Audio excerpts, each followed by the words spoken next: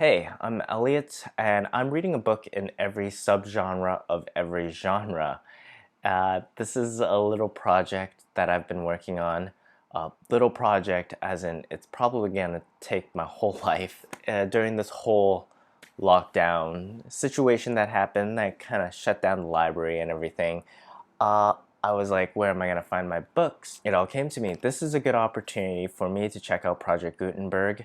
If you don't know Project Gutenberg, it's this free online library where you could download books that are currently in the public domain. Luckily for me, there has always been a genre that I've been curious about, but never had the opportunity to dive into. So the genre is philosophy fiction, particularly, that I've been most interested in.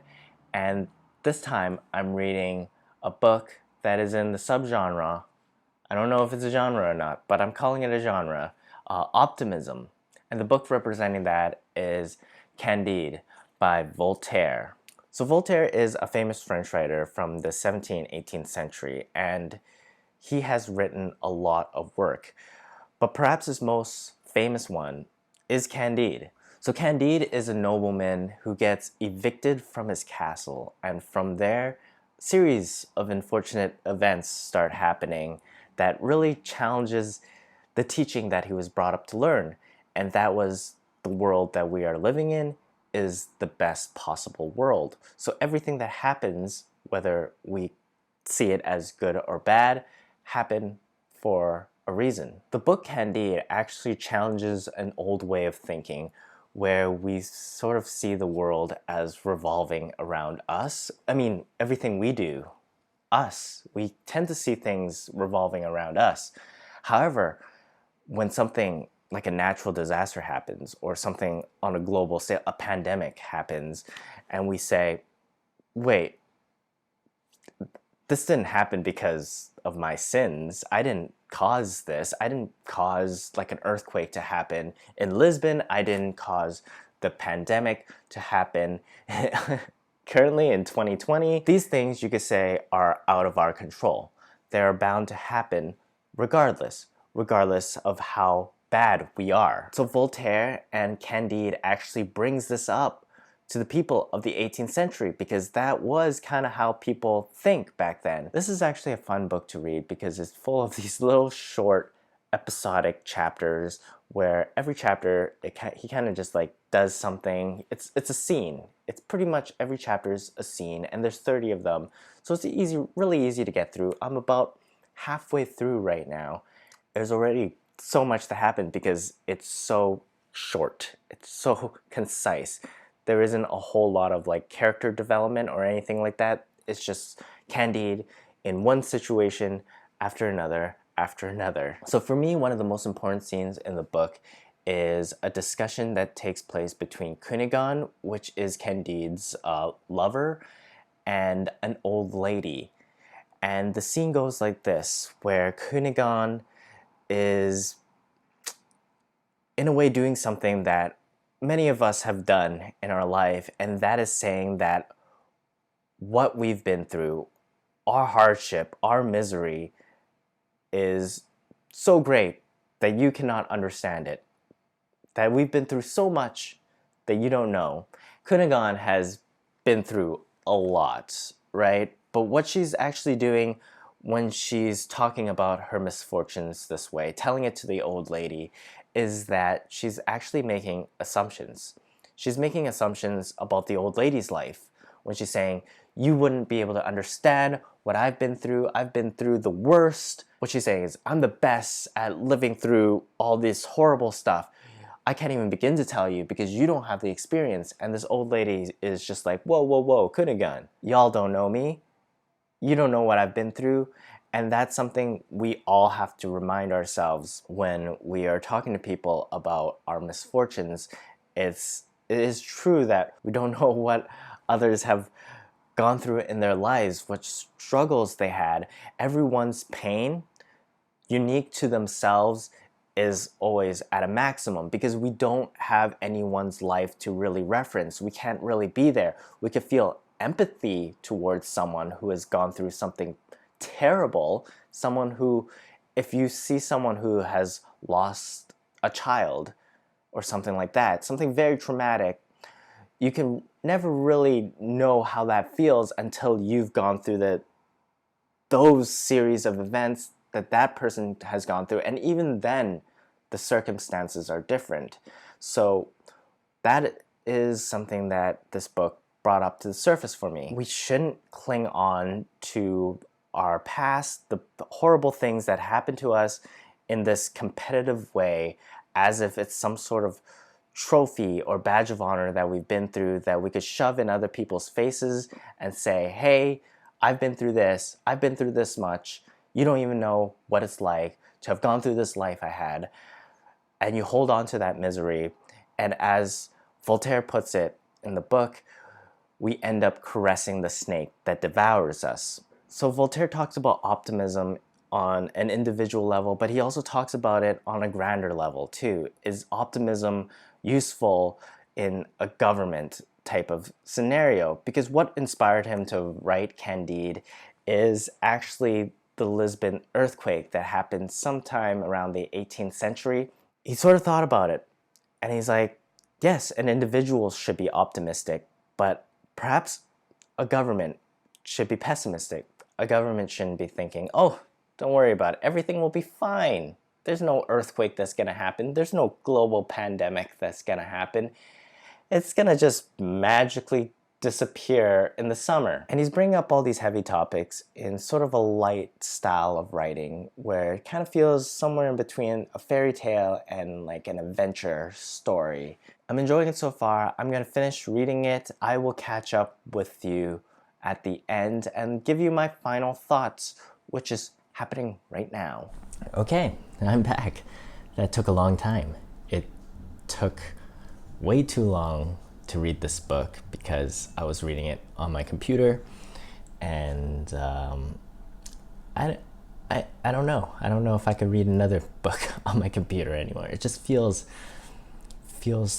too much like work when I'm reading a book on a computer, even though this is a really short book. Candide is a really short book, and honestly, it feels a little bit like a children's book.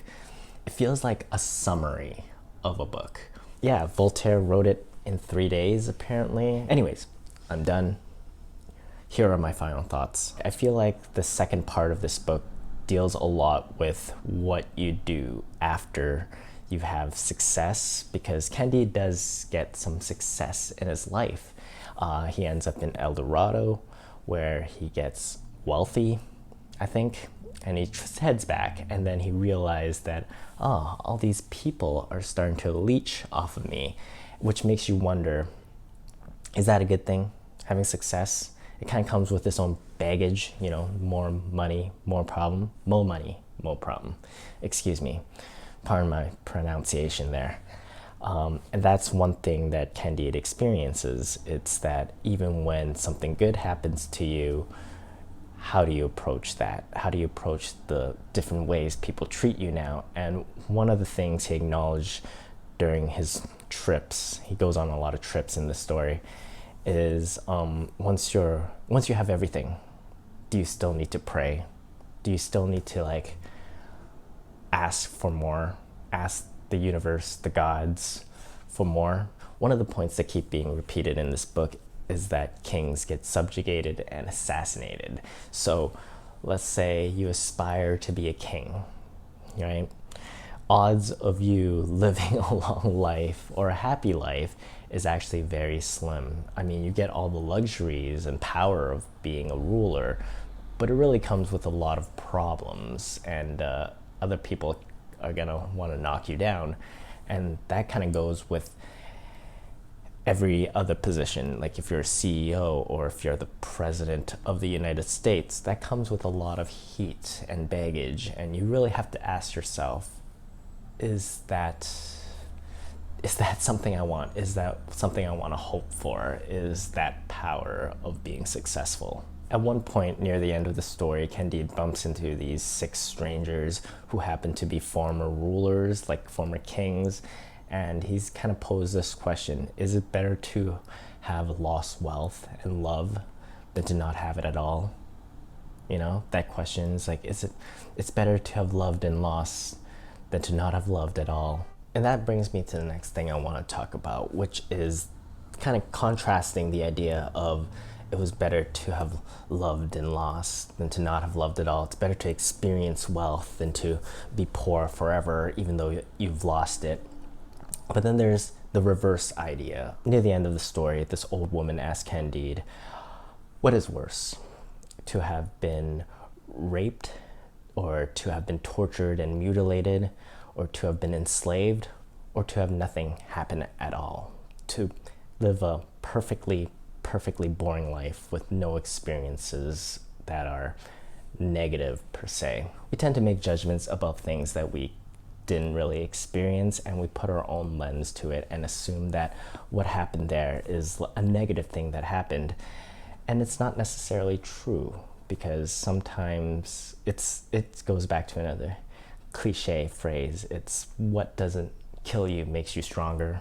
A lot of old-timey, cliche type of quotes actually, I feel like, are drawn out of Candide, which is, I guess at the time of Voltaire, it was quite illuminating to hear those words, right? And perhaps the most famous quote from Candide is one that comes at the very end from this dervish man who tells Candide that the way he lives his life is that he must focus on cultivating his own garden. He doesn't worry about the world around him. It doesn't matter who's king or what political ideas are happening or what wars are happening around the world or what tragedies are happening.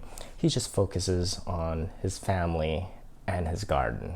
So that's the final message that Voltaire wanted to leave us with after Candide goes on this really long journey and ends up in Constantinople. After trying to do everything he did, he realizes that, oh, what I should be doing is just focusing on the little things around me, not trying to change the world, not trying to stop natural disasters or, play political games to see who sits on the throne, but just focus on his own garden. So those are my thoughts on Candide. It is a very light, easy read, kind of sad and depressing at various points, but like I mentioned, it really does feel like a summary of a book. I feel like it could be expanded. What this book kind of helps me think about is how we manage those two ideas, the bad stuff and the good stuff, to not get overly excited about either scenario, is just hoping for the best and expecting the worst. There you go. One last quote for the day. Thank you for watching this video. Once again, I'm trying to read a book in every subgenre of every genre. It's been difficult so far, more so this year than previous years, but the journey continues and I'm optimistic about it. Thank you so much for watching. I will see you guys real soon.